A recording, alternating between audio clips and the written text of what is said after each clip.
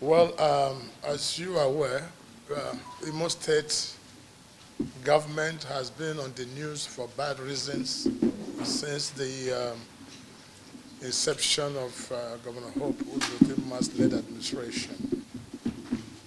And year in and year out, day in and day out, there's no day that passes without people, somebody being killed or beheaded. The stories are too many, ranging from the killing of Gulag to the over 140 unclaimed bodies at Federal Medical Center, which the Archbishop lamented some times ago, the killing of traditional rulers, and so many of such things. Every day in and out, there has been one ugly story or the other in Imo State. And let me also inform you that I was a governor of this state for 8 years, and within which period this state saw what's called the best of its development and peace. I hate at this moment, at this stage of my life, to join issues with anybody, but this has become very, very important, at least to let the world and the public understand the happenings in Imo State. Now, if you may recall, I'm sure as journalists you must have heard that the government of Imo State, led by Hope Uzodinma, had announced to the whole world that on the 4th of January, they were going to make public all the persons behind all the killings and insecurity in the state. This development came as a beacon of light in the minds of many people who were anxiously waiting to hear what the governor would say and how possibly that will end the killings and these bad stories in Imo State.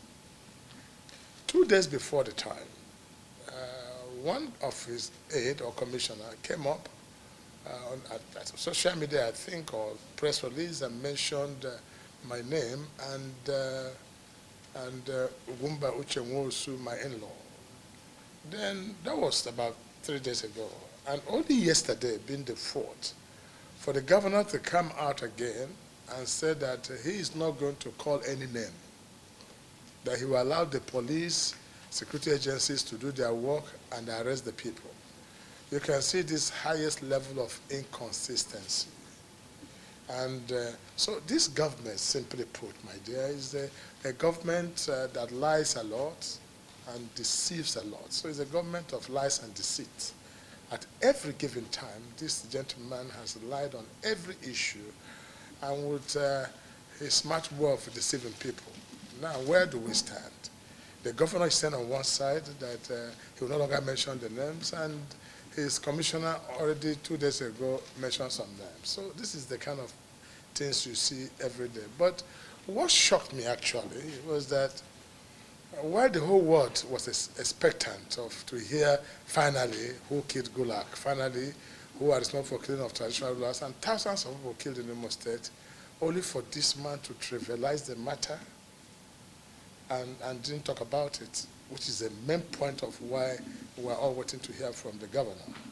But it came to everybody as a shock that a governor of the people can shy away from what he wanted to say. So that tells you that there's something wrong, which goes a long way to say that if the abduction of Uche Nwosu was successful at the church, now I'm sure he would have been announcing Uche Nwosu as #1.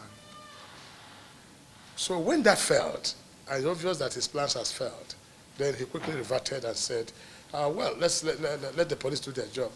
Didn't he know about the police doing this job before? Why did you announce something months after, only come and tell us that police should do their job? Anytime this gentleman's government messes up, they try to put the police in a picture in a bad light. And in fact, put the whole presidency and the whole government of Nigeria in bad light. What he says in Abuja is different from what he says here. And what he tells A is different from what he tells B. It has been a style of his government. But please listen to me so I can clarify this, and you have more time to ask me more questions.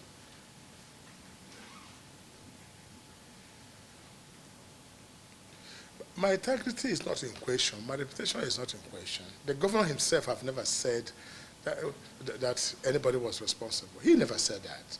It's his head that said that, which he denied by saying he will not mention names. So this is, just listen to me as that. And if every time I've always asked the journalists to be please more investigative to help this nation.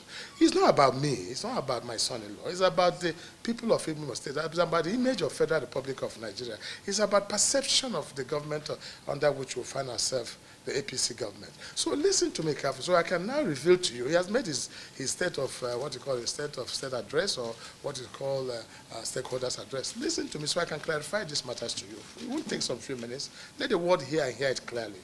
Now, the point I'm making is that I raised some vital issues which should be addressed. The question still remains, Mr. Governor, who killed Gulak? Mr. Governor, who is responsible for those 140 people that were found dead bodies? Who killed these traditional rulers? Who beheaded all this number of people? Mr. Governor, answer this question. Now, Mr. Governor, who sent for the abduction of Uche Nwosu? Now, who discredited the church? Who shot at the church? Ask the governor. Do you know I was shocked yesterday that I expected the governor's opening remark would have been so, to people of Imo State, I'm sorry, my apologies. To the church, I apologize. He never apologized, even yesterday. But he tries a way to coin things that makes it look as if he's making any speech. Meanwhile, the speech is full of hollow, clueless, and has nothing to offer. Let me tell you what's happening in Imo State that he has to say. Let me now say it clearly. What's happening in Imo State is you have what is called HSF. HSF, it might shock you, is what is called Hopism Strike Force in the government house.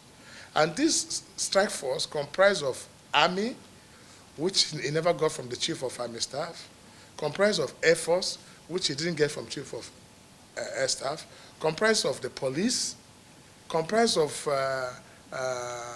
some what is called Ebubagu, his personal, what they say they launched, this security outfit. Now, this is the structure of this. The way it's structured is that Hope himself is the chairman of this HSF. And the HSF, Hope's responsibility is to deal with matters in Abuja and do whatever he can do to influence whatever he can influence to get his way out. Then backed up by his Attorney General, who takes care of the legal matters.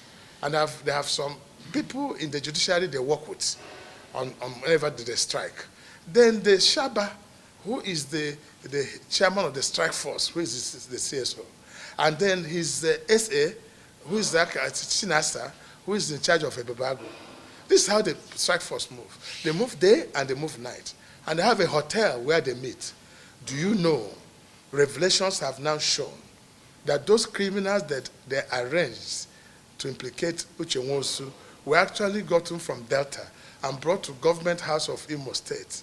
And then later, they took the gentleman to a hotel, in the hotel called Rockview, where they interviewed him to say it is Uche Nwosu. So this thing, we're almost at the point of getting who kills all these people, when all of a sudden the governor again shied away because his plans all failed. So the world must know what is happening in Imo State. And it's simply intimidation, it's simply killings, it's simply maiming people, and people are not speaking because they are so scared. Now, tell you for instance, as I speak to you now, what Hope Uzodinma is saying in the state that he has taken care of Abuja and whoever is concerned. And this case can never be heard. Meanwhile, he has accused the Inspector General of Police of sending the police that went there. Now, he's accused the Inspector General of Police of paying for the private jet that took Uche Nwosu. That's what he's telling the people here. But when he goes to Abuja now, I don't know what he says to them, and they seem to believe him, but they must hear him out. And I've taken it as a word of honor that this matter will not stop until the whole world hears about what is happening in Imo State. Now, yes.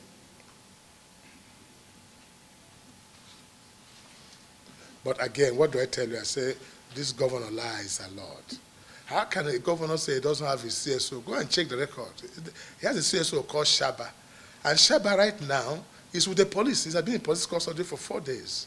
Why can't he even make the pronouncement yesterday and say, my CSO did this? Even the Banga is an SA to the government. So he has a way, this Ebubago he formed there, is to hire some criminals who he used to maim people. So they keep killing. My dear, listen to me. Can you people ever, and I'm saying this, can this nation's press stand up for once to help the people of Imo State? Can you be more investigative in your journalism? This is fact. Where is Shaba? At least you can call the Inspector General of Police. A wonderful man, a great man. If not for the Inspector General of Police we have now, this story would have been dead on arrival.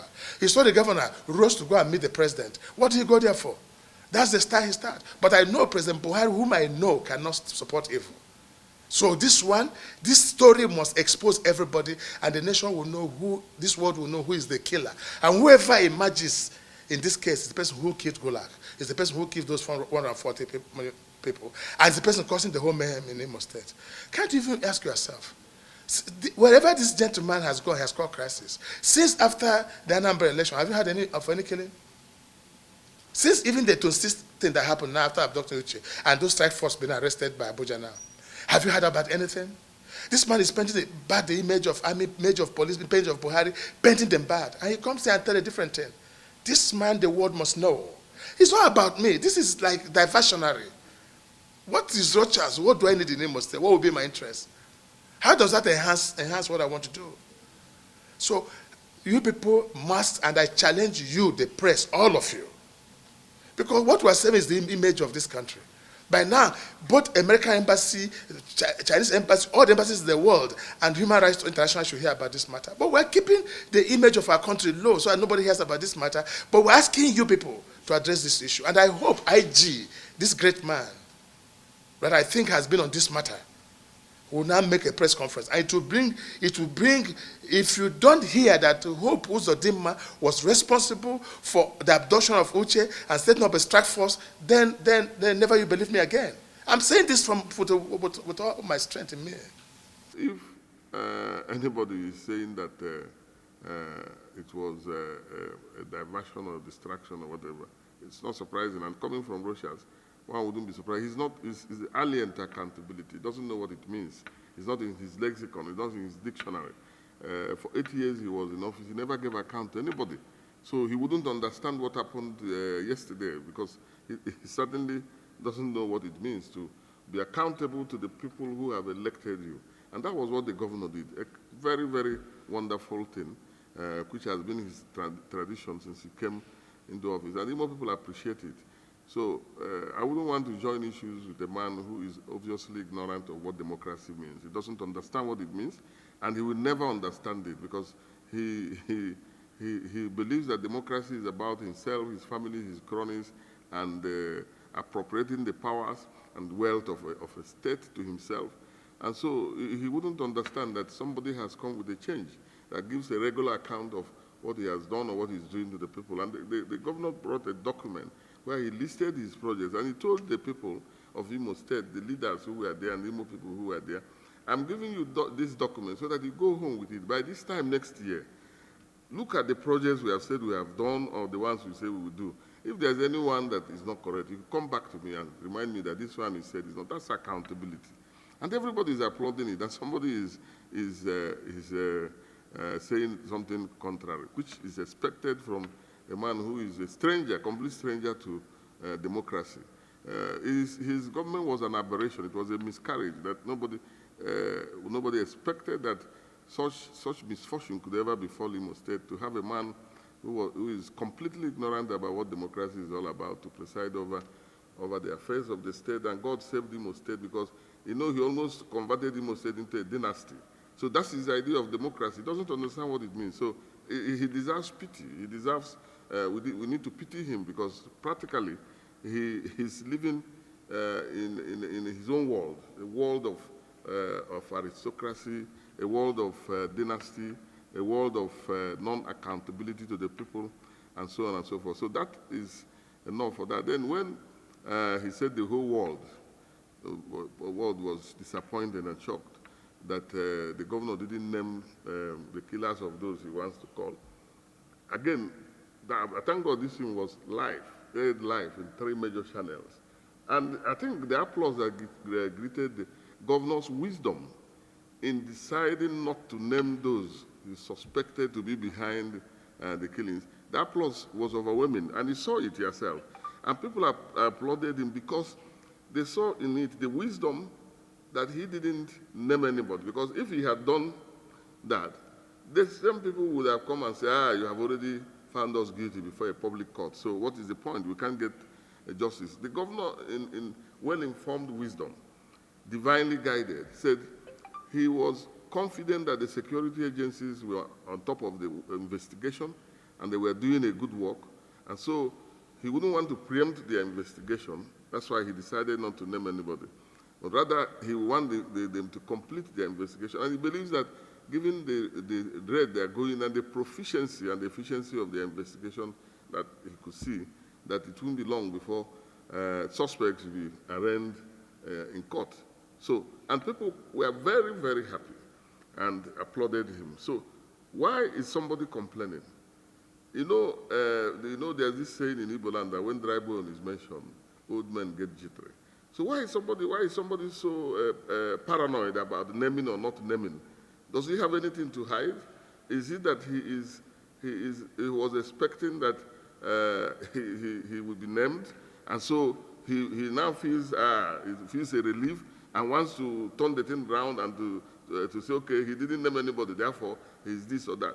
I think that, like James Hadley shares, we say, the guilty are afraid, and then the Bible will say that if you are not guilty, you don't have anything to fear. So a guilty conscience, the Englishman will say, fears no accusation. So what is this paranoid? What is this worry about this former governor? In the past 1 week, he has addressed a press conference on the same subject matter for almost 5 times. Why is he so worried? Why is he the only person? He will accuse government of this, government on the same subject matter. What is his problem? The question people should ask him next time when you see him is, what does he have to hide? Obviously, there is something he's hiding, and then he thinks that whenever you talk about it, he thinks you are getting close to uncovering it. That's his problem. But all I know is that this government believes in the rule of law. You know, of course, I don't know, I'm sure he doesn't know what rule of law means. So he doesn't know that if you believe in rule of law, then you should allow due process to follow. That's what the governor has done. The governor said the security agencies are investigating this thing. I don't want to preempt their investigation. This is a well-informed decision that anybody who has nothing in his skeleton will say, oh, that's wonderful. So let the security agencies do their work, and we at least we must rely on the judgment of security agencies. So why is the paranoid? Why is he so rattled about this and this and that? You know, it's curious. That suggests to me that he has something to hide. And sooner than later, because nothing is hidden under the sun, sooner than later, that thing he has to hide will come to the light and people will see it. They're talking about accusing governor of setting up a killer squad. It's laughable because you know there is a killer squad according to you, and he said it's hopism. So you waited all this time until maybe there are accusing fingers on you and your son-in-law before you begin to. If you really love Imo State and you have all these facts, at any event, the place to go to lay these complaints is not to the press. That's not what a civilized person does. You go to the relevant authorities, the security agencies, and lay a formal complaint. If you say governor has a killer squad, do a petition to the security agencies, give them the details, and fortunately for us, in his obvious paranoid and panic, he said the thing is made up of SSS, military, and so indirectly, he's accusing the security apparatus in the state of forming a killer squad. If he knows this, he knows it's a very serious matter. If he knows this, what is he waiting for? Let him go to the relevant authorities and then lay the facts on bare so that they can investigate it. Why is he playing to the gallery? Why is he talking so much about security and this and that, you know, at this particular point when it appears that the public searchlight is on him and his in-law and his cronies? That means maybe he wants to begin to divert attention. At any rate, I want to make it absolutely clear that the governor of Imo State that I know, Senator Hope Uzodimma, is a man who loves Imo State. Yesterday, you had Wayne Onyoke when you said it, that this man loves Imo State with passion. And so it's said by other people, and so many other people said it. So this man will not involve himself in anything that will be to the detriment of Imo people. But for a man who had the courage and the conscience to loot Imo's patrimony, to loot Imo people, to steal Imo people's commonwealth. He doesn't, of course, know what loving Imo State means, because if he has the opportunity, he can also do so many other things. And I think it is his imagination, of what a governor can do because of what he did as governor, the kind of unprintable and unholy things he did as governor, that is imagining that that's what a government can do. Not for this government. They don't belong to the same, they're not on the same page at all.